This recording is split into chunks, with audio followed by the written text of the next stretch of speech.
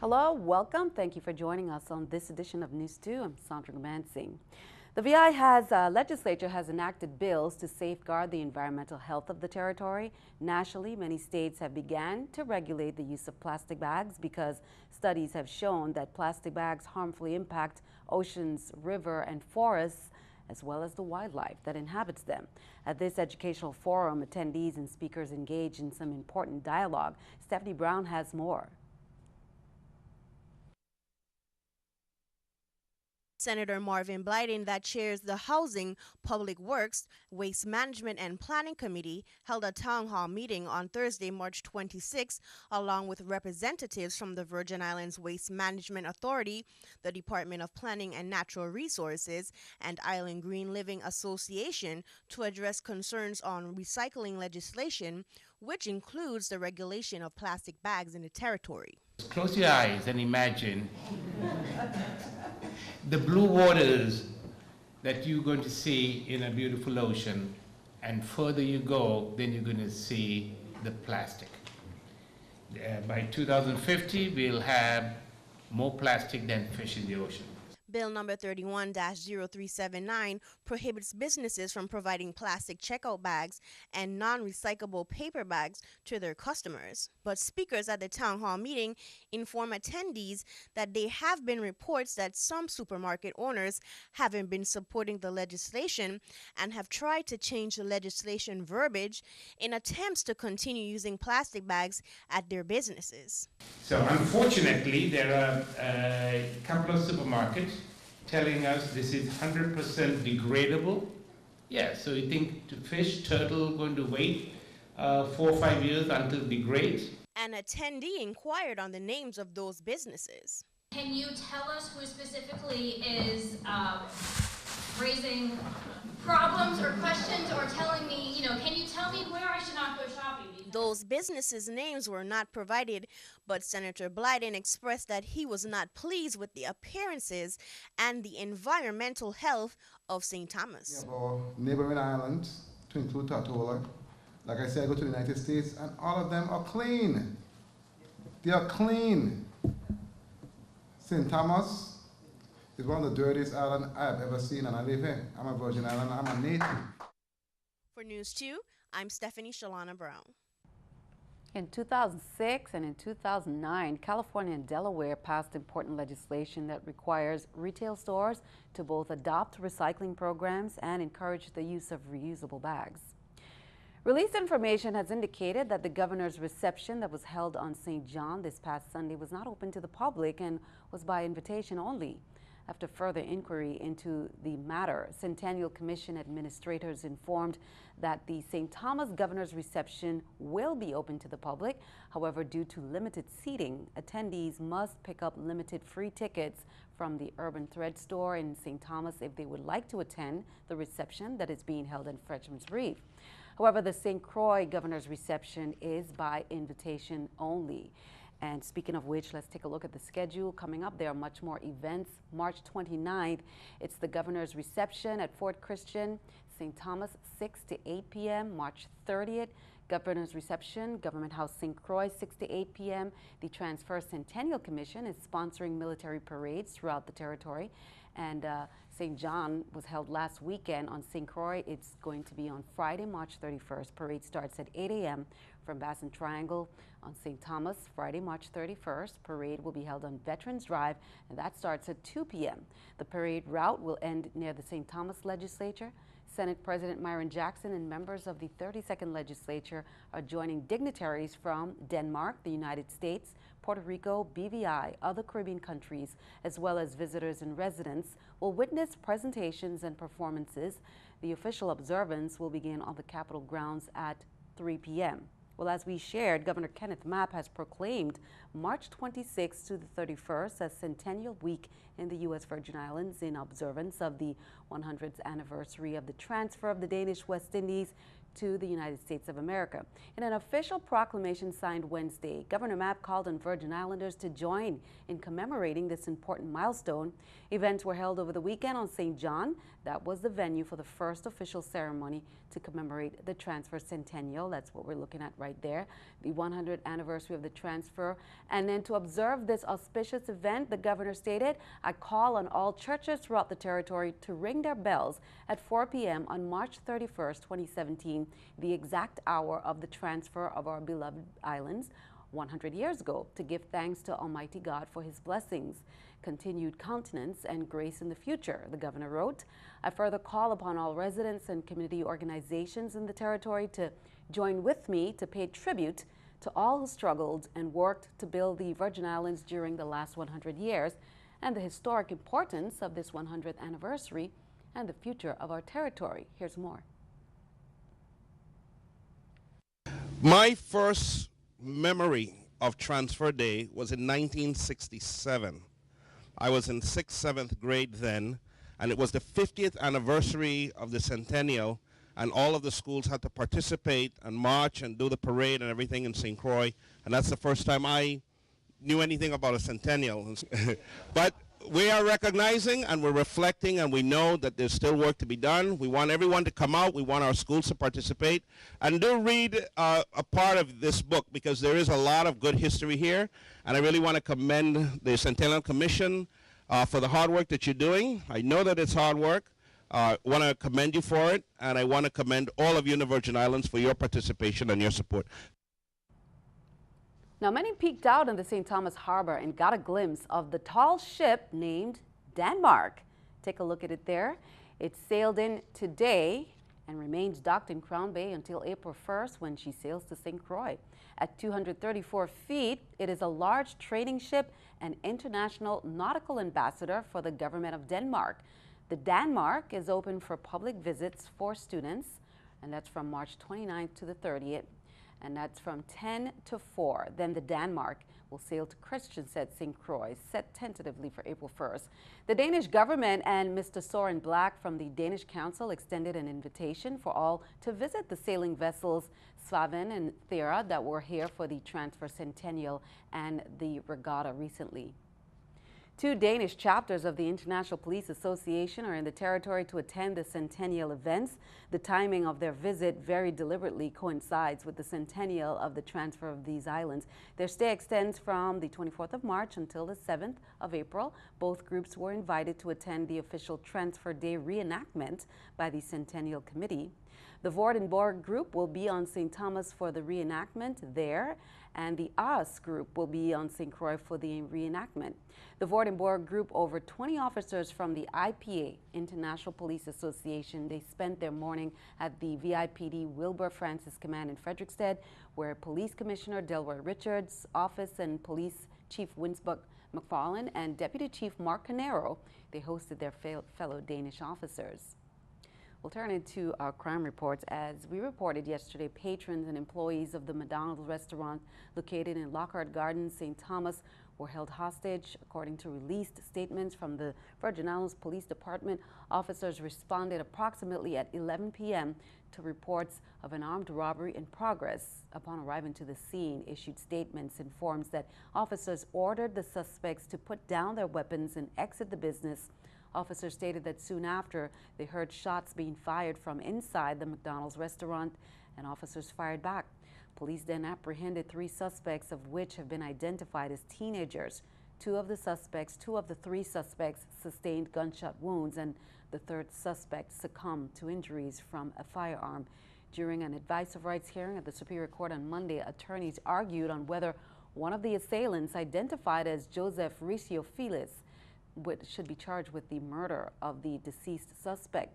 However, Public Defender Melanie Turnbull indicated that the deceased teenager may have killed himself. Chief Jason Marsh of the VIPD stated that more would be known after an autopsy has been conducted. Be sure to count on 2. We will have an update on the investigation. On March 21st at 12:05, Virgin Islands Police Department was informed that an interrupted burglary had occurred in a home near the Christiansted Cemetery on St. Croix. Released information state that Kareem Williams, age 35, and Akeem Herbert, age 27, assaulted the homeowner and took her cell phone, and while fleeing on foot from the home, one of the assailants struck down a child in the home with their body. As both assailants ran away from the scene to the nearby cemetery, one of the suspects fired a shot. Police were able to locate the suspects with the community's assistance, and both suspects were positively identified. Later, police found further guns in a Christiansted home where the suspects fled. The two men were charged with burglary, robbery, reckless endangerment, and other gun charges. Be sure to count on 2 to keep you updated. The latest twist in the Russia intrigue looming over the White House has taken yet another turn. At the center of that controversy right now, the Republican House and Intelligence Committee Chair Devin Nunes. It comes when the Trump administration is trying to move forward. Nunes remaining defiant amidst a growing call from Democrats to recuse himself from his committee's investigation into alleged Trump campaign ties with Russia after a new revelation that Nunes visited White House grounds just one day before presenting President Trump with evidence that U.S. intelligence picked up communications from people in his transition team, perhaps even the president himself. Nunes going to the president before even alerting members of his own committee. Top Democrats say Nunes need to step aside. Keeping our eye on the economy, let's take a look at the stock market watch at the New York Stock Exchange. According to the numbers there, we can see the Dow up 150, NASDAQ up 34, S&P 500 up 16. Coming up on News 2, have you seen the play working at Pistarckle yet? Well, this may be your last chance to get some tickets and check it out. We'll have details on that coming up.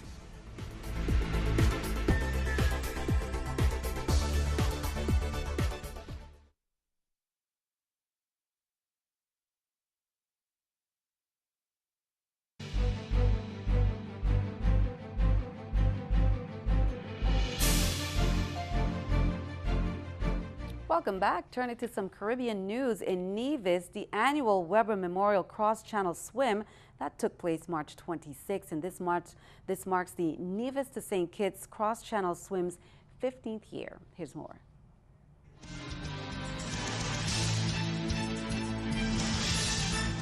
The annual Benty Weber Memorial Cross-Channel Swim took place yesterday, March 26, 2017. The event, which is in its 15th year, has a swim distance of 2.5 miles or 4 kilometers and starts from Orley Beach on Nevis, ending across the Narrows at Cockleshell Beach on St. Kitts. The event continues to be a significant draw for the Nevis Tourism Authority, and Chief Executive Officer Greg Phillip was very happy. When we think about Nevis, one of the things that has always been a part of the Nevis's annual calendar is all these sporting events, and the cross-channel swim, I guess now we have to call it the premier international sporting event that's held on Nevis. So yeah, it's critical to Nevis and its calendar, not just in the fact that it brings people to Nevis, but also the fact that it is such a good part of what we use to market the island. It builds awareness of the island that we have something as unique as this. It's a good tie into the fact that we are St. Kitts and Nevis. It's the only event that we have that really straddles and brings the two islands together in a natural way. We spoke to the second and third placers about their experience. Obviously it's warm, it's crystal clear, but the wildlife that joins you out there is amazing. So I had turtles swimming with me, there were rays, there were the spotted rays, fish everywhere, and just about the entire way across you could actually see the bottom. So it was amazing. That said, it was big. The sea was big. Mid-channel, actually, there were some big waves, and you've been pushed about a lot, but absolutely incredible experience. There's just a really amazing feeling standing here, finishing the swim, having done it, and just the sense of achievement that I feel having finished it, but actually just taking 5 seconds to appreciate the perspective of being in the water, which you can't get anywhere else other than in the water. So I'm a big advocate, a big believer in helping people and inspiring people to learn how to swim. And it's amazing, isn't it, that first, second and third, we just had this discussion, have all been to the Olympics, so all three of us, so it's a really competitive race this year. And turn our attention back here at home. As we shared in January, Virgin Islands Ear, Nose and Throat welcomed Dr. Eric J. Stelnicki, board-certified pediatric and adult plastic surgeon, to the practice. A range of treatments previously unavailable to children living in the Virgin Islands will now be available, such as cleft palate repair, cleft lip repair, and they are happy to report the first cleft palate repair surgery was performed recently in the VI with a team of clinicians at the Snyder Regional Medical Center on a 3-year-old girl, and another 5 will be performed on Monday. Here's more. For years, been seeing kids coming up from the Caribbean, from all the islands, to come see me in Florida. And it's my goal to bring 20 years of expertise in treating these very complex problems here to the islands here at St. Thomas.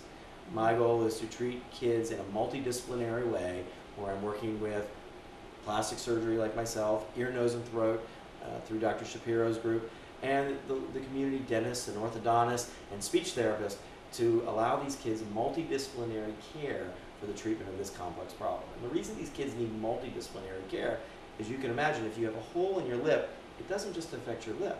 You also have a hole in your gum. And if you have a hole in your gum, your teeth are damaged. And that hole in your gum can then go back into a hole in the palate.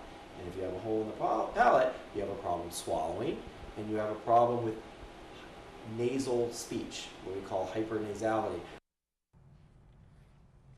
The Virgin Islands Department of Education, St. Croix District Office of the Insular Superintendent reminds parents of the early dismissal of all public secondary schools on Thursday, March 30th. Dismissal will be at 1 p.m. and it's conducted during the 4th week of the month and is necessary, they say, to accommodate monthly job-embedded professional development for teachers. Lunch will be served before students are released, and buses will be dispatched early to schools to transport students to their normal drop-off locations. Elementary public schools were dismissed early today, Tuesday, as well. Charlotte Amalie High School, well, they commemorated the territory's transfer centennial with a cultural showcase featuring local dance, poetry, music, and food. The two-part event took place at the Ruthie Thomas Auditorium and the CHS Athletic Field on Friday, March 17. Senior class president Shamari Davis served as master of ceremonies. The CHS Junior Reserve Officer Training Corps, JROTC, the color guard posted the colors, followed by the national anthem and the Virgin Islands March. A special audio recording of the Danish national anthem was aired in recognition of the territory's centennial transfer anniversary. The CAHS quadrille team dancers, a viewing historical footage of the transfer day ceremony in 1917 was displayed among many other events. Congrats to the EBO Steel Owls. The Steel Pan Orchestra, they captured gold as well as received highest honors from judges at the World Strides Onstage Music Festival that was held March 23rd to 26th in Washington, D.C. The group comprised of 11 students representing E. Benjamin Oliver Elementary and BCB Middle School. They stood out as the youngest participants performing in this year's competition, going up against high school music groups from around the country. On Saturday, March 25th, the Steel Owls performed a variety of classical tunes. They won gold in the percussion category and were also the recipients of the Adjudicator Award, which is awarded to the group with the highest overall scores. Each member also received the Maestro Award. Congrats to the students there. Wesleyan Academy, they celebrated another Pride Week. It's an annual event they have. They set the week aside to remind students that in everything they do, it must always be done with pride. Awesome message right there. Originally started by former PTA President Mrs. Cecilia Emanuel, from Tuesday, March 21st through Saturday, March 25th, students march from the school down to the first roundabout in the Niski area and back to the school, accompanied by members of the Adelita Cancrine Junior High School Band and a few from the Ulla F. Muller Band. Also on another day, thanks to Home Depot and representatives, students were engaged in a builder's workshop. They were able to build many different things. They did a radio show with Brownie and WSDA and community service in which a collection of toiletries, dry goods, and everything that were delivered to nonprofits. Great job there from the Wesleyan Academy. Well, did you catch the play Working at Pistarckle? It's the final weekend, Friday, March 31st and April 1st, 8 p.m. performances. The works, dreams, joys, and concerns of the average working American, that's focus of this unique, extraordinary musical. Here's more. We'd like to invite everybody to come to Pistarckle Theater and see the brand new musical that's taking place right now. It's entitled Working, and it's written based on a book by Studs Terkel, and it's also adapted by Stephen Schwartz. Some fantastic music. People like Craig Carnelia, Mickey Grant, Lin-Manuel Miranda. You may know that name because that was involved in the play Hamilton. He's written music for Hamilton. Mary Rogers and Susan Birkenhead, Stephen Schwartz, and of course James Taylor. I'm sure a lot of people will know him as well. The musical is into its last week this weekend, March 31st and April 1st. We have a special going on, 2 for the price of 1. Any ticket that you buy, 2 for the price of 1 right now going on. The musical is wonderful, the actors are funny, and it's a talented group of people.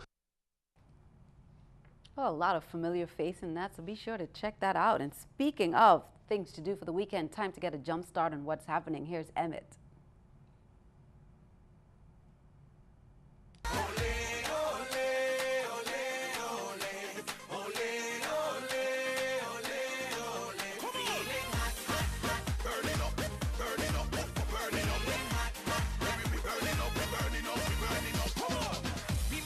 Welcome to the weekend highlights. We're going to present to you the best of last week's events. But before that, let's let you know, tomorrow, Wednesday, the Fort Christian opens.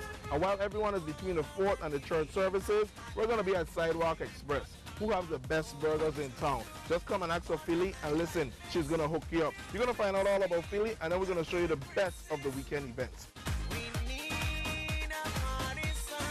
Hi, welcome to Sidewalk Grill Express. We are located in the Vendors Plaza. I have mussels, I have shrimp, I have hot dogs, I have homemade beef burgers, I do stuffed lobster burger, stuffed shrimp burgers, wrap burgers, we got cold drinks.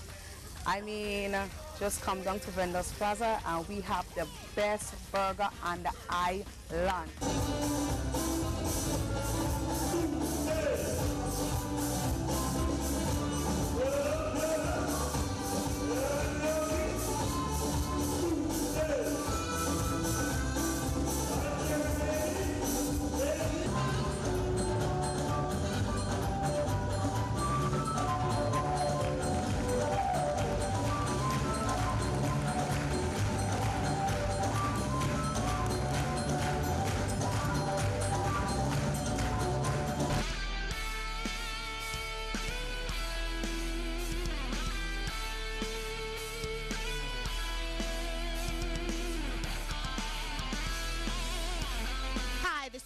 Cookie Brown, and we are at the Bordeaux Farmers Market at the first annual Rumble in the Bordeaux Mountains, a tribute to Muhammad Ali dedicated to our youth and to the end of gun violence.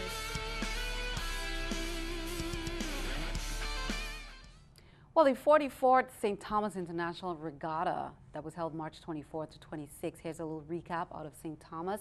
In the non-spinnaker racing class, Varuna Avar 37 bested S. Thomas's Kevin Gregory's Beneteau first 44.7 Odyssey. In the CNC 30s, the Cottonwood Heights UT's Sandra Askew's flying Jenny bested Julian Mann from San Francisco, California aboard his Don't Panic by 4 points. Puerto Rico's Freito Lugo won the IC-24 class aboard his Orion. After 12 races over 3 days, there was only a 5-point difference between Orion and second-place finisher Sembrador, sailed by Puerto Rico's Ramon Gonzalez. It came down to the tiebreaker to decide the winner in the large offshore multi-hill class. In the end, the HHMM Nala bested the St. Croix-built Beaker 53 Fujin, owned by Greg Silenstad from Sammamish, Washington. Meanwhile, in the Beach Cat class, St. Thomas Terry McKenna placed first with nearly all first-place finishes aboard her NACRA 17 Flight Risk. Class winners received Swiss-made limited edition island-style timepieces from Cardau Jewelers, as well as other great prizes such as high-quality duffel backpacks from K3 Waterproof Gear. Congrats to all the sailors. Stick around, your News 2 AccuWeather forecast comes your way next.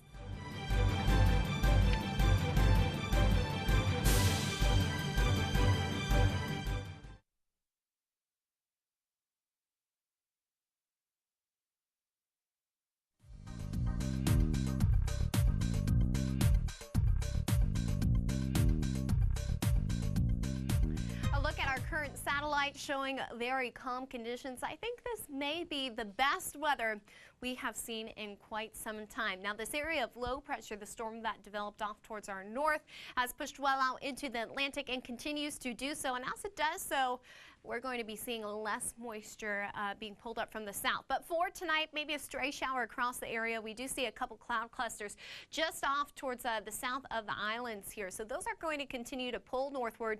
So we do expect a brief passing shower tonight in some areas. Outside of that, mostly dry and partly cloudy skies for your evening, 74 degrees for your low. Now into tomorrow, a little bit more sunshine out there for all of you beachgoers. Should be a beautiful day in St. John as well as out towards St. Thomas. We're looking at a high right around 84 degrees. Once again, we can't rule out the chance of a passing shower, but these should really begin to diminish. And the good news, our winds are going to be fairly light as well, becoming quite variable. Partly sunny skies out towards St. Croix, 84 degrees there. As far as your marine conditions are concerned, waves for tomorrow on the Atlantic coast, 2 to 4 feet.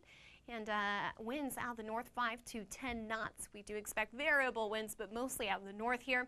And on the Caribbean side of things, no small craft advisory in effect. And check this out, 1 to 3 feet. Very calm weather out there, light winds, a beautiful day, especially with the warmer temperatures to head out on the waters or out to the beaches. And we expect this type of weather really to continue over our extended outlook period. Even through the end of this work week here, we'll be seeing mostly sunny skies, passing shower possible over the weekend. But outside of that, things are going to be looking warm and dry. Back to you. Thank you. Time for our weather picture there by Kaylana Pelage of Ricardo Richards Elementary School. Some sun, sand, and sea. Cloudy conditions and sunshine. Kaylana, thank you for that. Send us your News 2 weather picture to the address on the screen, and be sure to tune in to see it right here on News 2. That's all for now. Thank you for joining us for all the latest. I'm Sandra Guman saying have a wonderful evening.